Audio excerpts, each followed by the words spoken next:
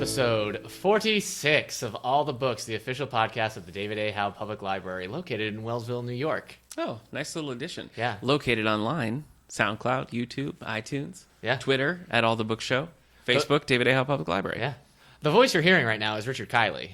We No, spared no expense. No, that's a quote from Jurassic World. I'm actually Nick Gunning. Yeah, that's actually a quote from Jurassic Park. I almost threw it As in my soon mouth. as I said it, I knew it was Oh, my wrong. gosh. As soon as I said it, I I knew almost it just was laughed. wrong. I cannot work under I'm this sorry. condition. No, I know you don't want to make those kind of mistakes with Eric J. Nichols here. No, that's true. I got nothing, man.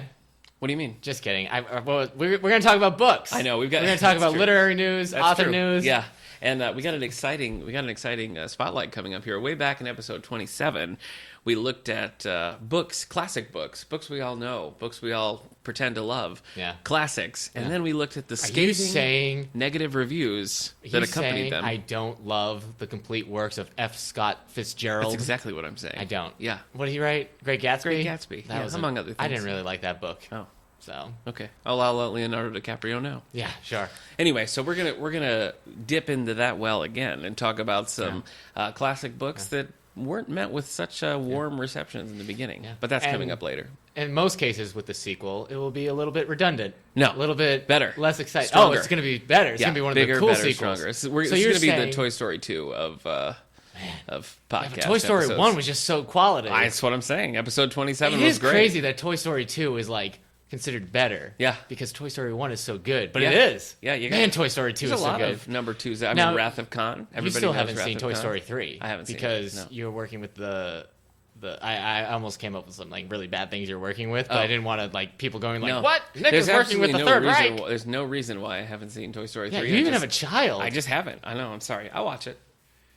You're a monster. But not a Monsters, Inc. That's true. Certainly not a Monsters, Inc. 2. No. That was terrible. That was a bad movie. That is the worst one. Yeah. Well, I guess we might as well segue right now because I was going to tell you that yesterday I took my son to see Finding Dory. Oh, really? Yeah. You didn't tell me you were doing that. I know. Huh. I'm telling you right on air. This is your natural reaction. It is an exciting reaction that you're having. How'd he handle? He loved it. He was in it to win it. We have quite a few Finding Dory books in the kids section, so I'd read him a bunch, so he was kind of familiar with the characters, and he was in it. I've taken him to see a few other things. We saw Zootopia. We saw Kung Fu Panda. Yeah, you're 3. one of those monsters who take their children to movies. He's really good in them. Though. All right. But this one, he was committed, like start to finish, and that's never quite happened before, Nice. So thanks, Pixar. I just watched Zootopia at home. Oh, yeah? So did you get squirrely about an hour into it?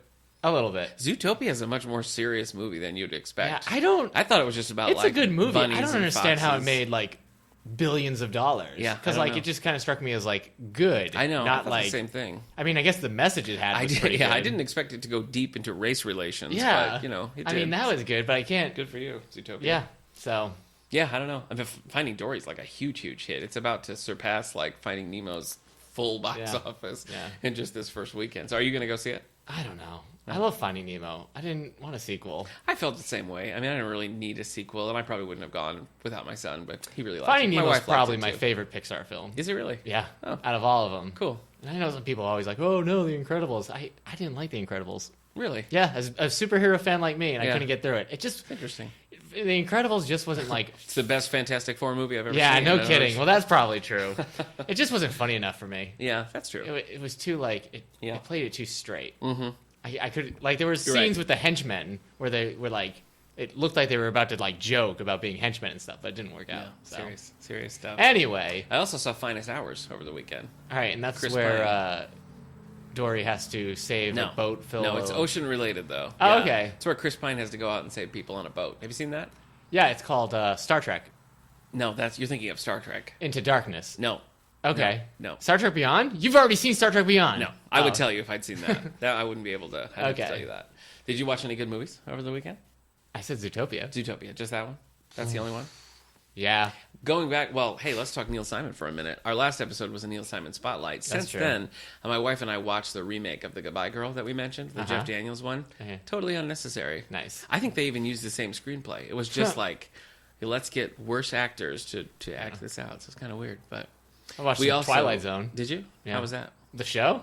It was good. Okay. Apparently, it My wife finds it unsettling. It is unsettling. The Twilight. Really? Yes. She doesn't like how it's black and white or how they zoom so close to people. Yeah, it's an eerie show. They even when the plot's not particularly an eerie one, it's just like Burgess Meredith with the glasses. I mean, it's just upsetting. Yeah, it's an upsetting show. Okay, in a good way. I mean, it's meant to be. It's not bad, but we wrapped production on the Star Spangled Girl this past weekend. So if you were one of the lucky audience's members to see that, we had a lot of fun. Eric broke a lot of stuff. Yeah, I did. So first show night after night after night. First show, you broke a watch. Second show, what was it? The trophy. Yeah. You dropped that trophy. Third show, you knocked the whole fireplace over. All right. But to be fair, you caught it. To be fair, the watch was broken by Mike's karate chop. Okay. The trophy, I threw into the suitcase. It bounced out Yeah. and hit the ground. And then, you're right. And the fireplace was just because I was acting. Yeah, that's it. No, That's all I got. Okay, that was it. I knocked over the fireplace. So this was like the play here, Star Spangled Girl by Neil Simon, was sort of the kickoff event of the adult summer reading program, and we have our first winner. We've just completed Worst Week. Our first winner, Anne Mary, won our drawing. Worst so congratulations. Week? First week. I heard worst week. Is this really the worst week of summer reading that we just... Okay. Well, I'm glad it's over. So adults, you can sign up just by checking things out, and then just as you check normal things out, you get entered to win prizes. And all you other kids and teens listening out there, we have other programs. Oh my gosh, I'm starting with my own program. No, I know. It's just funny because you said all the adults out there. Yes. Like, they're non-adult listeners. Well, thank you for that journey. Do you think we have... teens listeners? I don't know. You're popular with the teen crowd. Maybe you got some followers. I don't think they would want to listen to me. All right, though. let me just talk about my program for 5 seconds. Okay. You sign up, you get a free bag. Each time you check things out or attend one of our events or participate in anything, you get an entry form to win the weekly prize, which is a $25 chamber certificate. And at the end, we do a grand prize drawing for one of the Samsung tablets from Nook. Okay. So sponsored by the Friends of the Library. So thanks again, friends. Yeah. Teens, what do you got going on? Oh, I didn't want to talk about the teen program. Okay. I just wanted... Well, okay. I was just pointing out the fact. Yes, teens and children also have their own programs going on. So all you kids. So let's talk bookmark. What have you been reading, buddy? We've had kind of a long stretch in between when we last recorded. I haven't read anything. That's embarrassing. I know. I'm sorry I asked you that. The play just got so busy. We had dress rehearsal all last week and then the shows. Yep. So I've just been doing things that involve not a lot of brain activity. Yeah, I understand that. Playing this game called FTL, Faster Than Life. Ooh. It's a computer game. Do you remember that time I told you I got this game called Orion's Trail? Yeah. And it was like Oregon's Trail, but in space? Yeah. This FTL is what I wanted that game to be. You're flying, it's random, you're picking up new people, you get to blow up other ships and everything. But fun. You can't save. You can save, but you can't go back. So you just play, and if you die, you have to start over. I see. So it's very frustrating. I haven't won yet. Wow. So I played a lot of that. Finished season 2 of Mad Men. Old school. You did? Yeah. Are you still in it? You liking it? Yeah, I started season 3. Wow. Okay. Cool. Yeah. This blows my mind. Only 3 seasons, right? Yeah. Mm-hmm. Okay, cool. Just the 3. I'll just keep watching then. I'm almost done with the show then. There's a sequel series called Madder Men, which runs for 4 more seasons. Oh, okay. But I can do that. They just call it Mad Men, and then the numbering continues. Much like when they revamp like a Detective Comics and they use new numbering. Right. All right. Yeah, I can handle that. Yeah. I might 7 seasons might be too long for me, but I can handle a 3-season and then a 4-season chaser. Certainly. Okay. 4-season chaser. Good for you.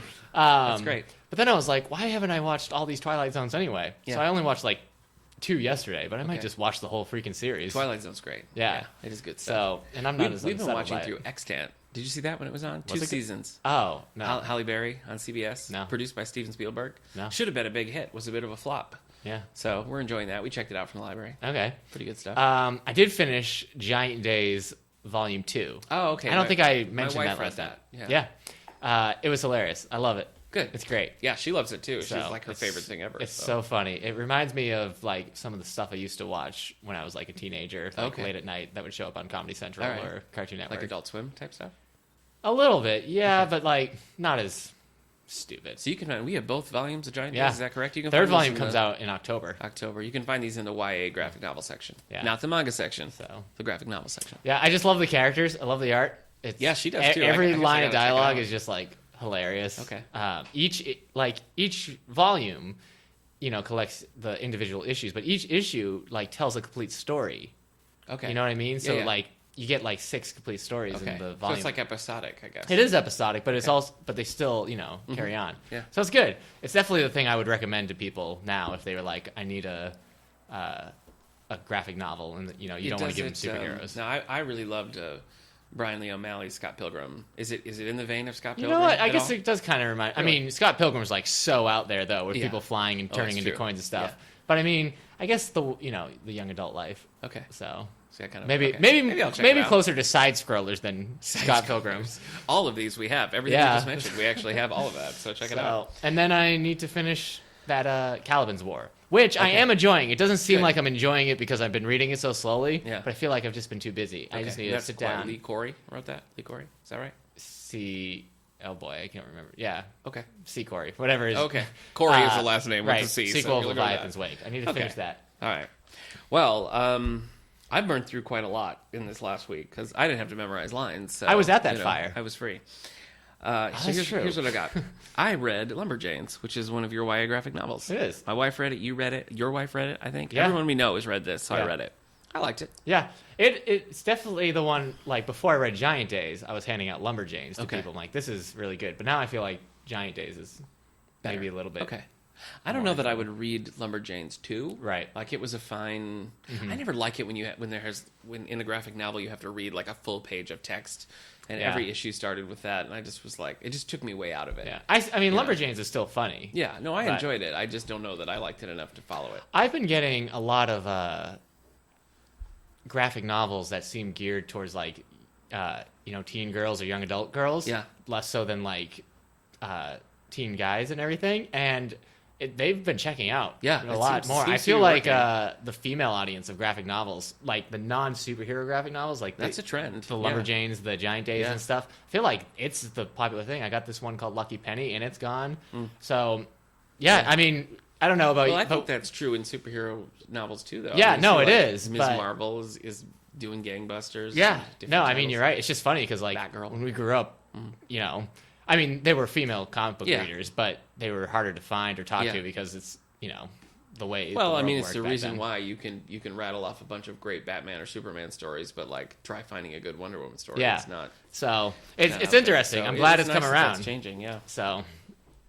Yeah. Cool. All right. So are you set? No, I'm talking now, right? Okay. All right. I couldn't remember where we left off. I finished Odds Against, which is Dick Francis. It's our book club book this week with the horse meeting. Yeah, it's a horse racing. Is that Wednesday in the meeting? World of horse racing? Yeah, July 6th at 3:00. You join us for that. Even if you haven't read the book, if you want to just check out book club, this is a good time to jump in because it's part of our summer reading program. It sounds like it's a Dean Koontz book. Dean Koontz, yeah, it does. So. It's not.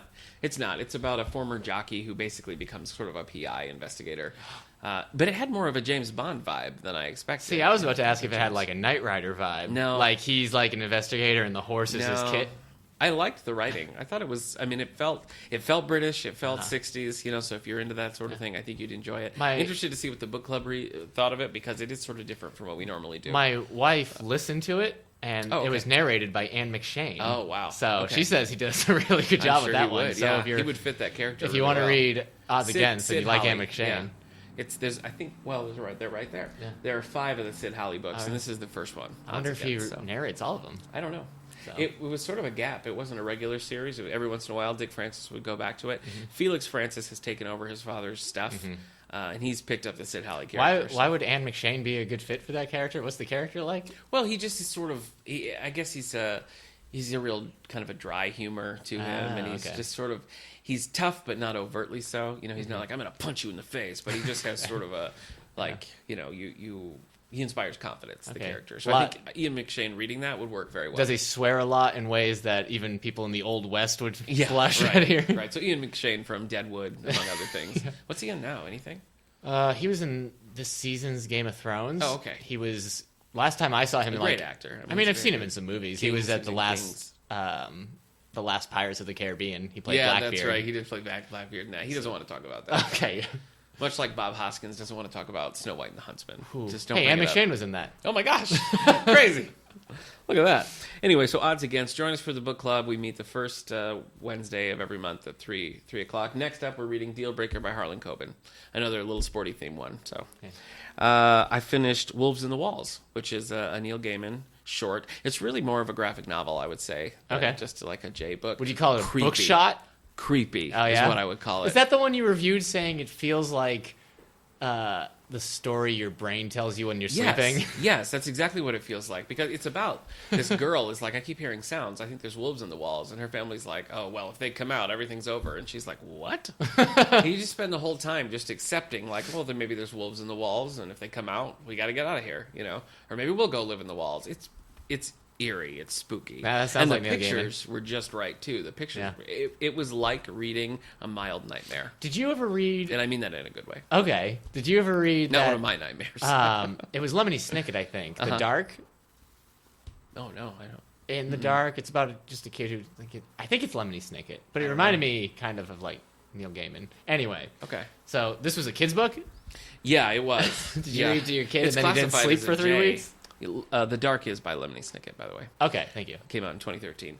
No, I didn't read this to my son. I just read this myself. Yeah. Enjoyed it, though. It was good. And then you woke up and your son had to come in and like, Dad, it was just a book. There are wolves, It's not wolves aren't in the wall. No sense. You're acting like a lunatic.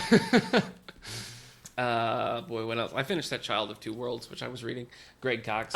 Star Trek. Not good. Sorry, man. Not good. Set in the early days of Star Trek, Christopher Pike era. Right, the Pike and Spock book. Supposed to be really good, yeah. But it just wasn't. I like the author, I like the characters, but it just was flat. Well, maybe real Star Trek fans would like it. Oh. I read Zero Year. Scott Snyder's Volume 4. Batman. There's a second part. Yeah, Volume I read 5. the first part. Nice. Did you like this? How do you feel about it? I did like it. So this is a new take on the Batman origin, basically a year one. Yeah. Volume 5 is just like feels so different than a normal Batman story. I really liked it. The art is really good in the fifth one. I didn't dislike Zero Year, but I just didn't get why. Yeah. It didn't seem like unique enough to merit doing it.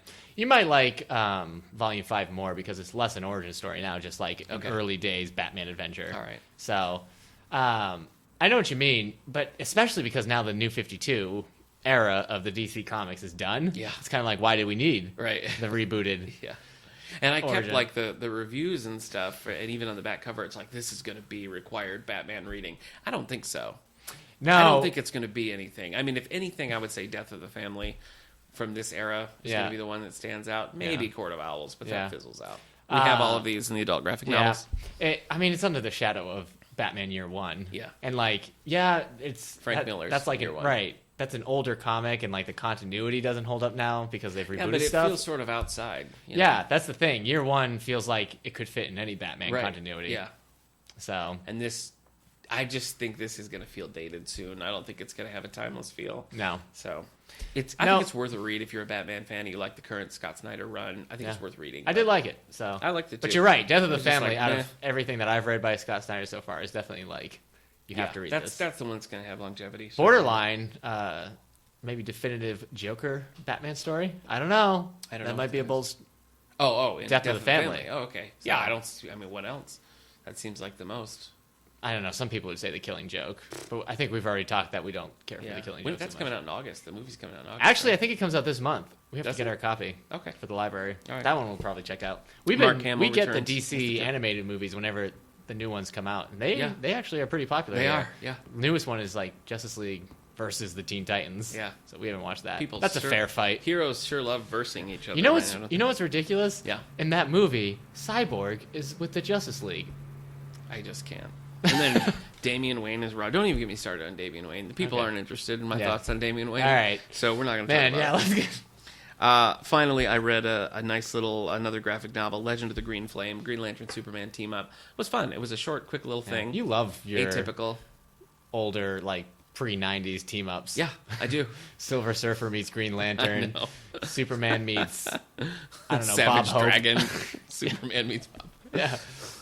I should have read Superman versus Muhammad Ali. That would have been a good time for it. Yeah. He just lost Muhammad Ali. So, but I haven't read that yet. Have you ever read that? No, but I know at the end they like shake hands and Muhammad Ali is like, Superman, we are the greatest. Wow. So bold statement. Yeah. All right. I also really enjoyed The Lorax by Dr. Seuss. Never read that before. Good stuff. You just read that? Yeah, it's spooky. It's a little spooky. That's hilarious. You never see the Onceler. You only see like his arms. Something about that I find very eerie. Oh my gosh, I didn't know you just read The Lorax. Yeah, that's funny because when we did our Dr. Seuss spotlight, I talked about how that's probably like where my desire to save animals has come from. Well, I've seen the movie. Oh, right. So I know the story, but I had never read the book, and it was a little eerie for my son. So I had to be like, "Isn't this fun?" Was he like, "I'd prefer it if Dvorak was played by Danny DeVito"? Yeah, that's what he said. And I said, "Pipe down." Currently, I'm reading a nonfiction book called Europe Without George, Irene Campen. Every once in a while, I go through this phase where I get sucked back into classic TV. You know, I get sucked back into my love of classic TV. So I've been watching the Lucy Show, the follow-up to I Love Lucy, which is inspired by a book called Life Without George. Okay. Also by Irene Campen. All right, and so but it's impossible to find. You can't find it anywhere. So this is like a sequel. And so I've been reading you've told me your wife doesn't like the Lucy Show. She does not love Lucy. No, she doesn't. So. She doesn't get the appeal. Yeah. So I mean, she does. She's fine with it. But even with my love of like the old Nick and Knight stuff, the Lucy never really did it for me. Yeah, I think I preferred Bewitched. You know how I feel about I Dream of Jeannie. Yeah. So yeah, I love I Dream of Jeannie. I'd watch it right now. Yeah. Wait, you want to do an I Dream of Jeannie rewatch podcast? I don't know. Do you think there's enough material there? I don't know. It's all the same.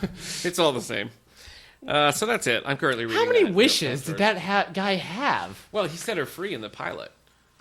And she just stayed in his closet / bottle? Yeah. Granting wishes. She can do whatever she wants. But it doesn't really make sense because she also sort of, remains...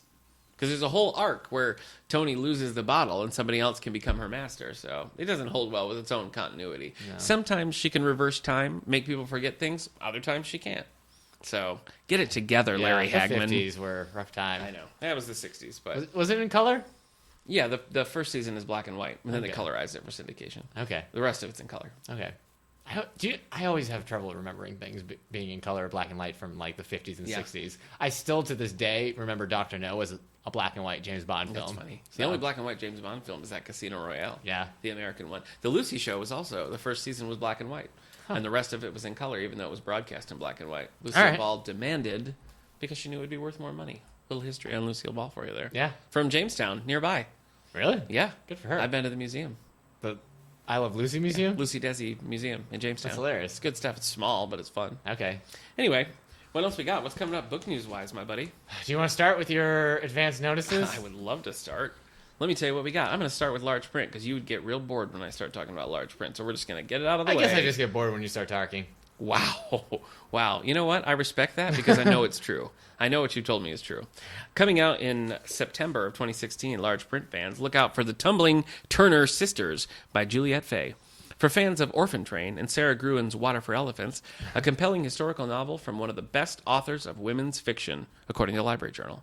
Set against the turbulent background of American vaudeville, four sisters embark on an unexpected adventure and a last-ditch effort to save their family. Tumbling Turner Sisters. Also in large print, a Western. So you're a big Western fan, right, Eric? You read a lot of Westerns? No. I've read a few. Yeah. Sorry. I like Westerns. Yeah, you love Westerns. Well, I don't love them, but I like them. Yeah. Brass in the Desert by Richard Wheeler. Gladstone Brass... That's a great name right there. His name's Gladstone Brass, and the title's Brass in the Desert. It's perfect. Gladstone Brass found out how to make his livelihood during the 30 years he prospected the arid wastes of the Nevada desert. He pried ore out of the few little deposits he discovered, then went to town, which he hated, only long enough to trade his bits of gold for the supplies he needed. Otherwise, he was devoted to keeping these arid secret wastes all to himself, and that meant driving out rivals, invaders, interlopers, and adventurers. His only friend and companion was T. Amara, a burro he'd caught in a desert on his mule. Not Tamara. No. Of Sister. No, not her. He'd caught in the desert after his mule died from a snake bite. So that's sad. Playing Oregon Trail, probably. Did you ever watch Sister? Oh, sure, I watched Sister. Did you ever watch... I can't remember the name. What was the younger boy who was like a genius? What? Do you remember? He was like a young kid. He was like 8-year-old, and he was like a genius. No, I don't know. Boy genius? Real genius? No. Was that from the TGIF lineup of the 90s? The fabled TGIF lineup? No, it's real. I remember. Standard print. All you standard print fans out there, if that's your thing. We have Pirate by guess who, Eric? Pirate? Yeah. Can you figure it out? Is it James Patterson? No.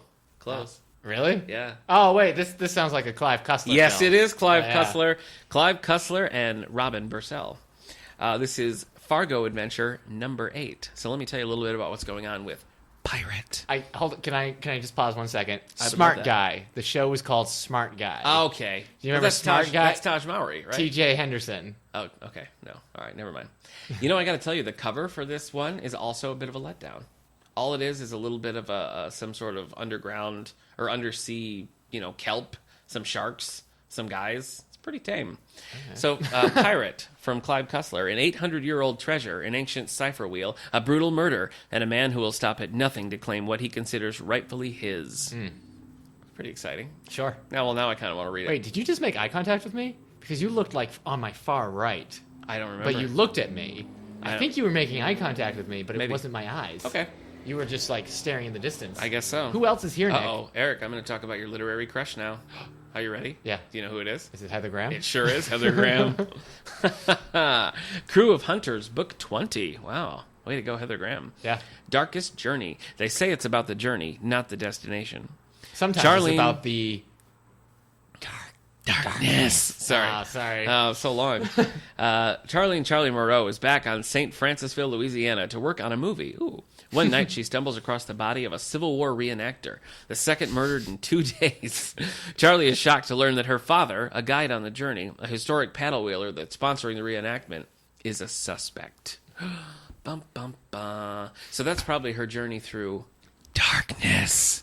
So that's where that's going to come out. Brought it back. Pirate comes out September 13th.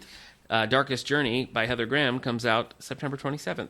Finally, we got this one's Christmas themed, and I was going to skip it, but she's such a popular author that I don't want to. But it's July, man. I know. Oh, happy 4th, everybody. But happy 4th. This is coming out September 27th. So I don't understand. I don't understand the marketing on this one, but I got to tell you, we do not take responsibility for this release schedule. No, we don't. Joanne Fluke coming back with her popular Hannah Swenson series. This is also coincidentally number 20.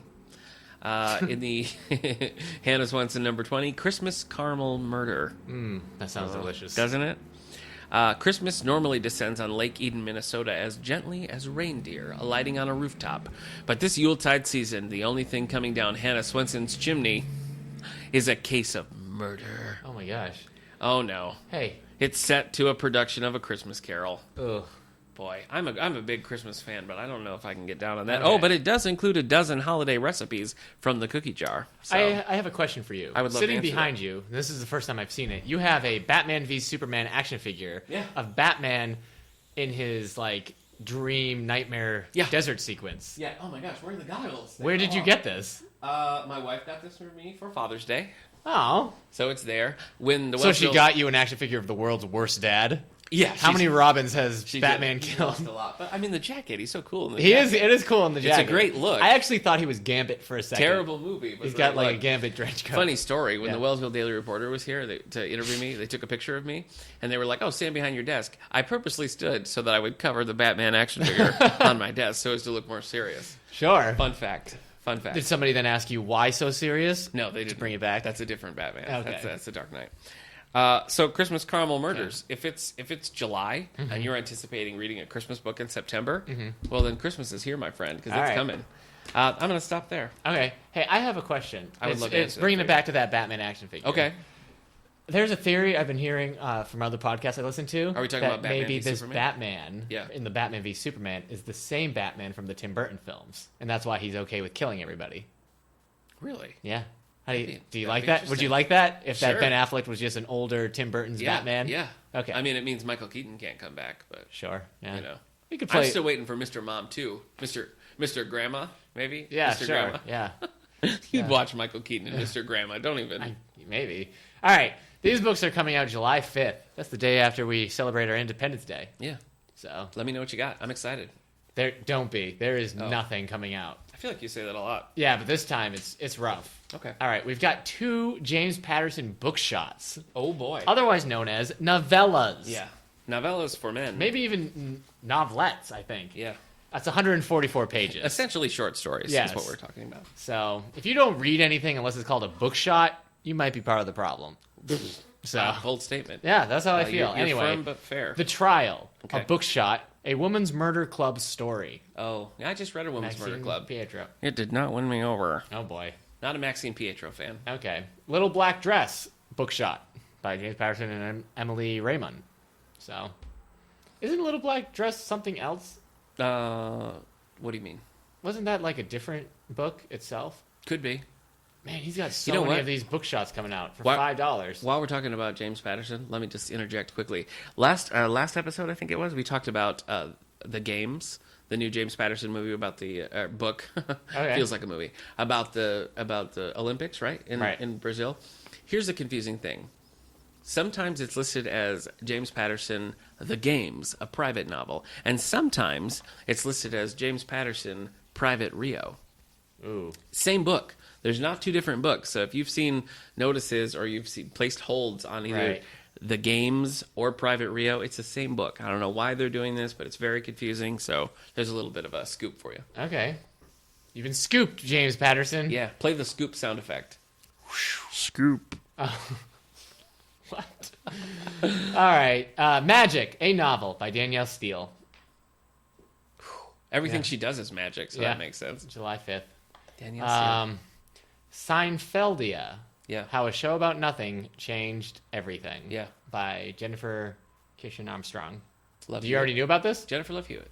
No, I don't. I don't think I've read any books about Seinfeld. I've read his book, Sign Language. That's pretty funny.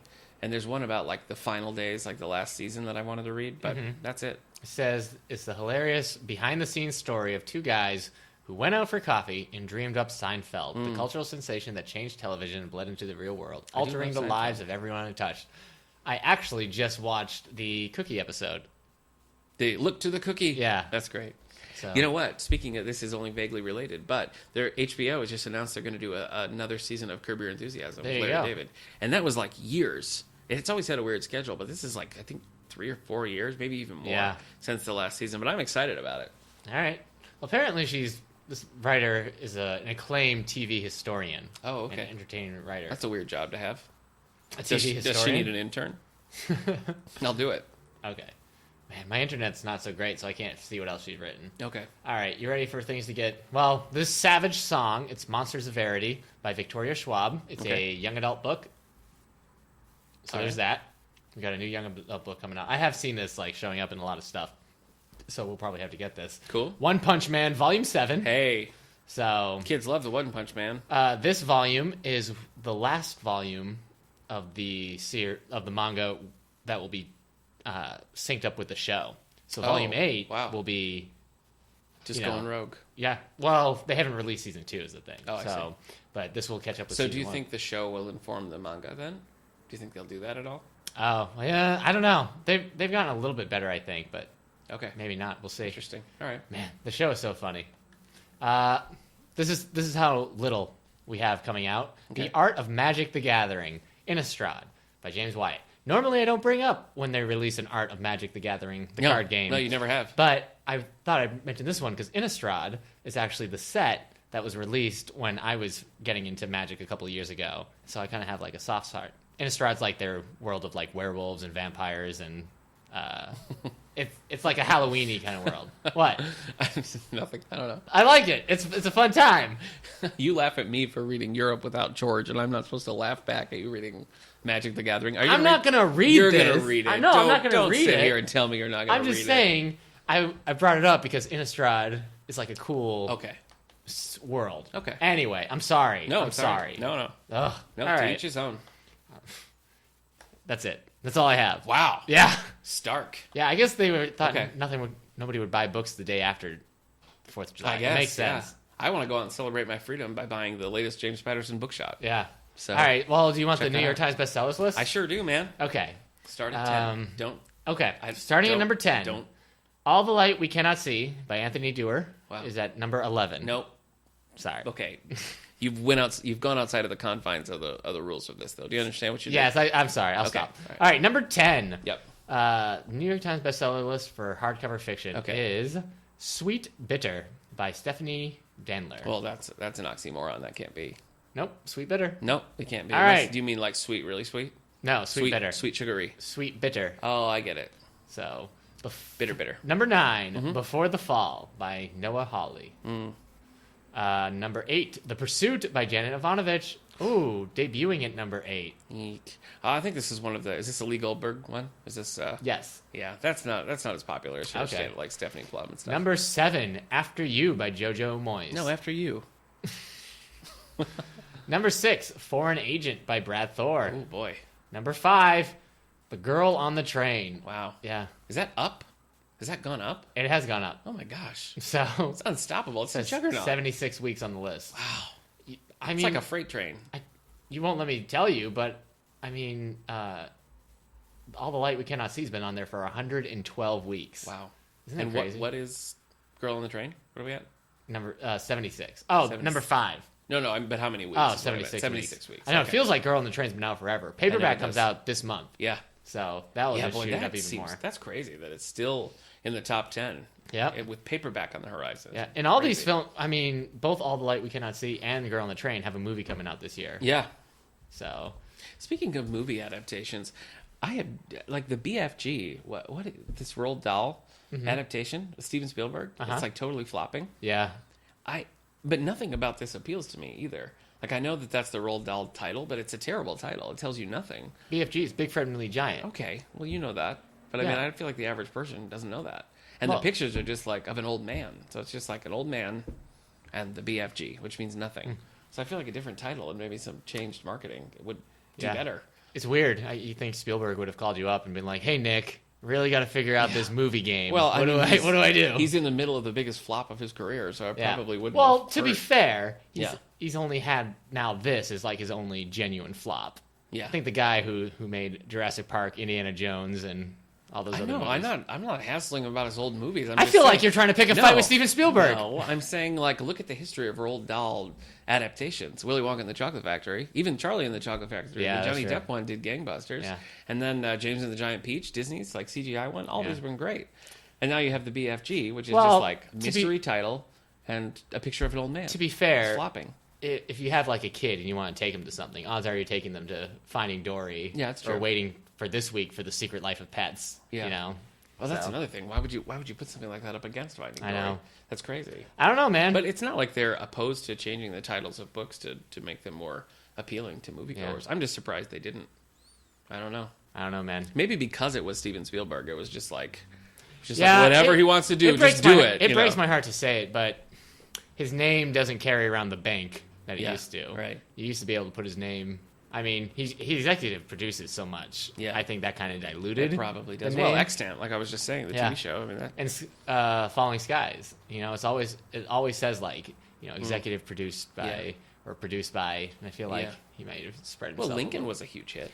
Yeah. I mean, that was a big deal. Yeah, but not like crazy amounts of money. Yeah. So, but then I feel like he's kind of out of the blockbuster game. That's true. I was going to say, I feel like Super 8 is the most Spielberg-y movie I've seen in like 20 years, and that was J.J. Abrams. So, you know. Yeah. But I mean, obviously heavily influenced by classic Steven Spielberg. Yeah. I don't know. You think he's going to get back to it? What's he got coming up? His next movie is Ready Player One. But he's totally avoiding mentioning He said he's not going to mention his movies. Silly. Yeah. I mean, he doesn't have to mention the BFG, but, you know. I know. I actually don't know if Indiana Jones plays that big of a thing, but like Back to the Future does, and he had a hand in that, right? Yeah. He helped produce that. Yeah, so we'll see. Okay. Yeah, I think Player after One's an adaptation of an Ernest Cline sci-fi novel. I think after Ready Player One, he says he's going back to history. Great. Oh, the one he just did, the one about the Bridge of Spies. That one. Oh, it made money, but it didn't like. Well, it wasn't great either. Yeah. I mean, it was an enjoyable movie, but it wasn't. I mean, I think Lincoln is worth its acclaim. Spielberg is the greatest director we'll ever have. You think in this life or the next? Really? You think so? Yeah. Okay. You think there's? I don't know. Would you think is a better director? No, I'm not arguing. That seems like a very bold statement. Yeah, well, it's the statement I made. Okay. He's the kind of guy that can make a movie like Lincoln or Jaws. Yeah. So, that's true. That's versatile. So, and, you know, it's pretty impressive that he's making, like, movies like Lincoln. Yeah. All these years after making movies like Jaws. Yeah. Like, he didn't just keep making. I would love, like, a real, like, a classic Spielberg blockbuster. Like, yeah. Yes. And I definitely don't want it to be Indiana Jones 5. No. But he's not directing that, right?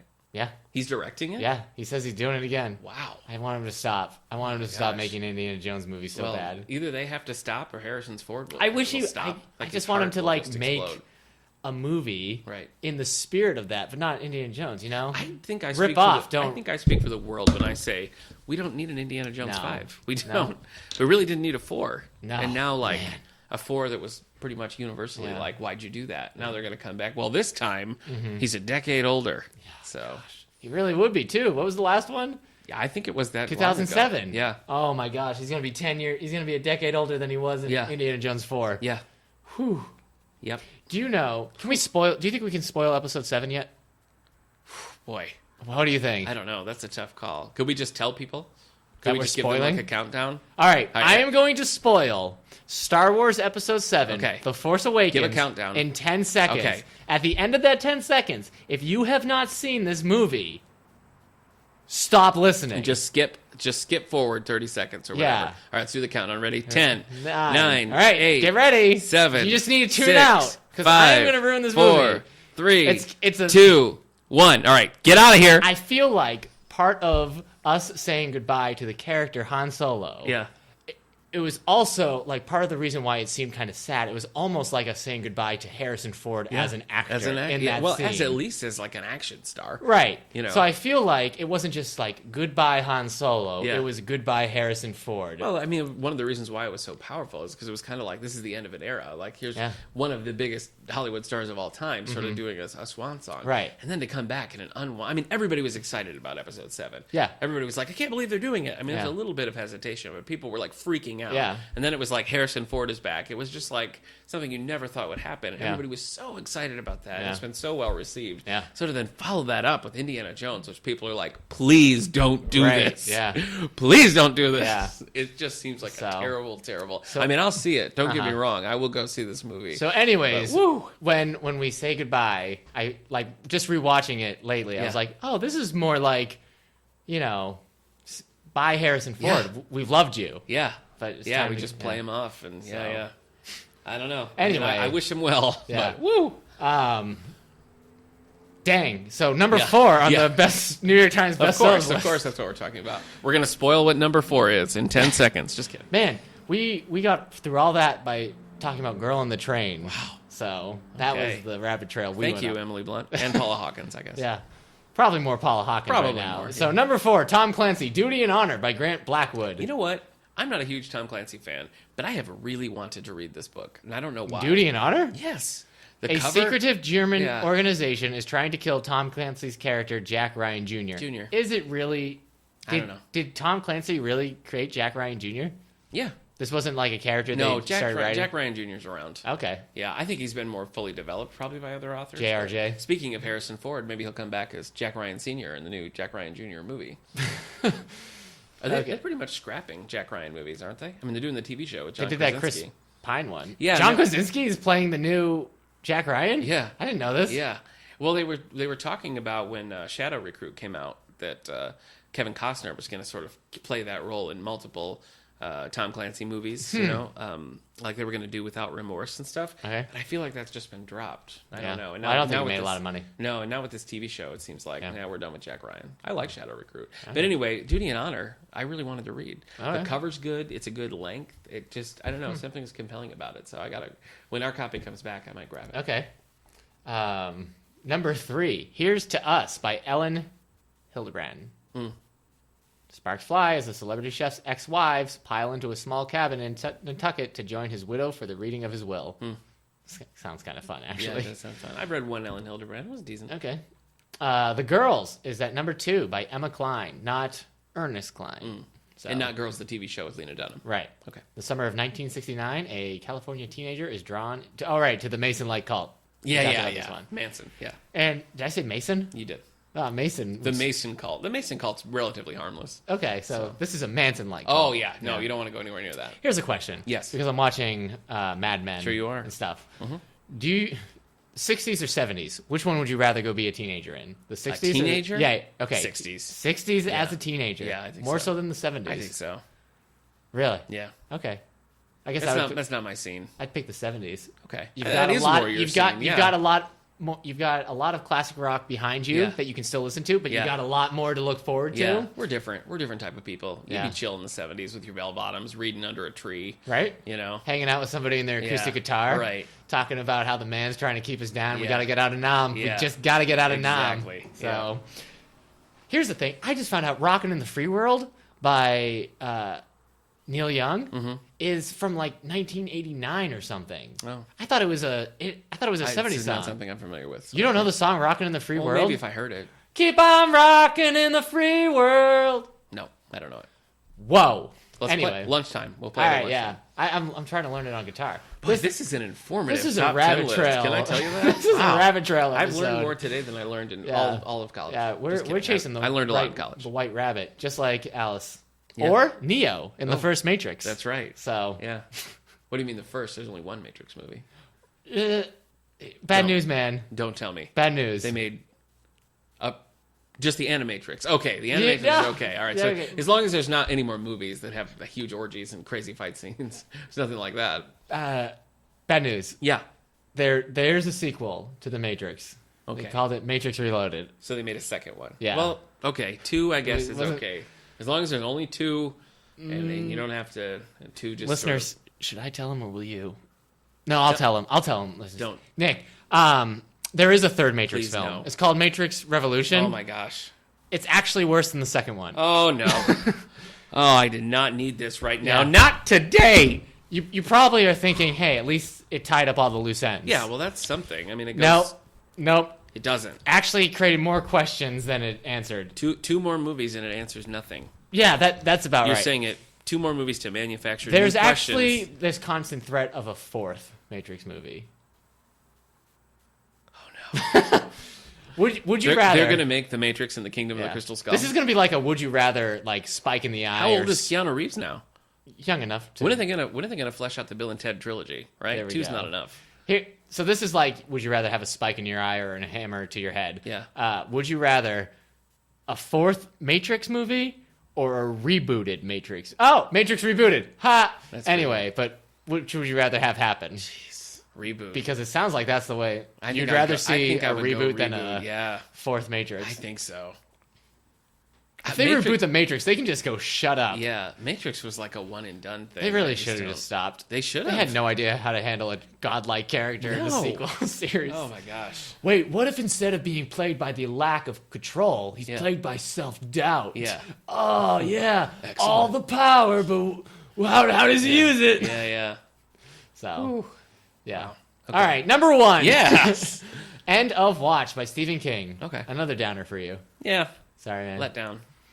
So, I don't know what he's got coming next. I haven't heard. Probably something. He publishes pretty regularly these Once days. a year, twice a year. I think Finders Keepers and Revival did come out in the same year, or maybe Finders Keepers and Mr. Mercedes. I can't remember. Do you think he seems like it's one standalone and a piece of a? Does he write? He doesn't really write series. I mean, obviously the whatever it is, Dark Tower. Pictures of Matthew McConaughey and Idris Elba are out there on the internet now. I guess he's kind of started. He started picking that up a little bit because obviously we had the sequel to The Shining with Dr. Sleep, and now that's true. Bill Hodges trilogy. So I don't know if he's going to go back and revisit. Maybe is there a Stephen King book you would like to see a sequel to?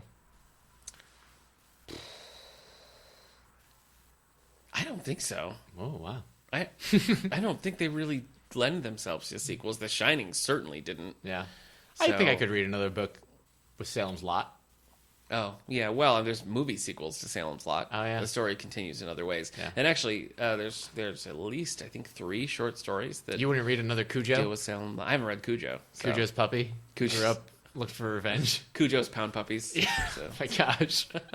It's on the Hub channel coming soon. Cujo's. You just put an S at the end. Yeah. Cujo's. Just like Anacondas. Son of Cujo's. Yeah. Did you ever see Anacondas? I didn't even see Anaconda, singular. Man, it was gross. Oh, Anaconda. Yeah. Not Anacondas. I'm not going to watch multiple. How did they get on that plane with Samuel L. Jackson? That's no. Actually, I think there is an Anaconda. What did I just say? Anaconda on the plane. Anaconda. I think it's like J-Lo there. Maybe. Okay. It's like the T-Rex of the plane, of the snakes, you know? Okay. You got a bunch of vipers that are like the Velociraptor. Yeah. Whew. Well, we were very on point with that top 10 list, I think. Yeah. Hey, bad news. We're at 50 minutes. That's great. Okay, here we go.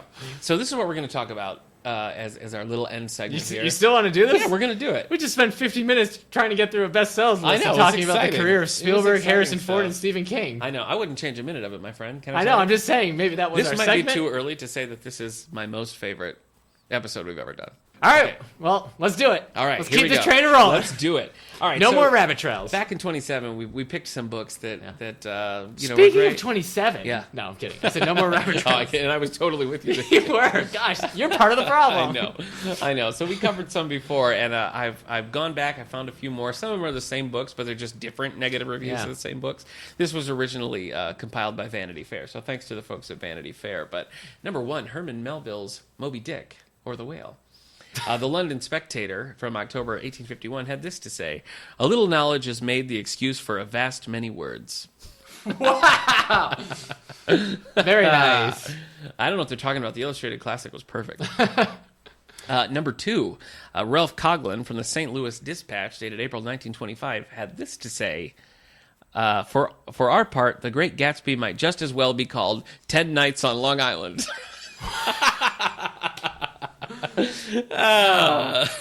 So that's a take on The Great Gatsby. 10 Nights in Long Island.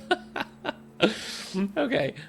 Here's one from Arnold Bennett, originally published in 1922, August 22 issue of The Bookman, on James Joyce's The Ulysses. James Joyce has made novel reading into a fair imitation of penal servitude. Wow! James Joyce, taking it in the shorts. I've not read Ulysses. Have you read Ulysses? No. Have you even touched it? No. I've heard this tale of Brave Ulysses. Oh, okay. The song by... different. No. By Cream. Okay. Sorry, right. everybody. Sorry, everybody. A little Eric Clapton reference there. 100 Years of Solitude by Gabriel Garcia Marquez. Okay. This is on my to-read list. This might be my favorite one. I should have saved this for last. This is originally said by Jonathan Bate from the Sunday Telegraph, 1999. Let us hope that 100 Years of Solitude will not generate 100 years of overwritten, overlong, overrated novels. Whew. There's a lot of anger in that. Yeah. A little anger behind Here's that the thing. Everybody's read 100 Years of Solitude now. Yeah, Who everyone knows who this guy is? I don't know. What's his name? Jonathan Bate. Yeah, Jonathan Bate. You're lost to time. Wow. Wow. I'm kidding. I mean, here we are. We're recording a podcast. Yeah. Quoting Jonathan Bate. A direct quote. He's living in immortality through our podcast. True. Yeah. Yep. So Spielberg in a way. This one's also great. This is by a Walt Whitman book. The London Critic, 1855, had this to say on Leaves of Grass: Whitman is as unacquainted. Whitman is as unacquainted with art as a hog is with mathematics. Jeez. I know. I wonder if there's smart hogs out there just like 1 apple, 2 apple. They know. Good. They know all about it. Wait, somebody said what?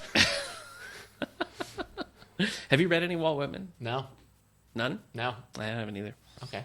Okay. Lolita. So, I mean, obviously, we know what that one's going to head towards. But Orville Prescott for the New York Times had this to say in 1958.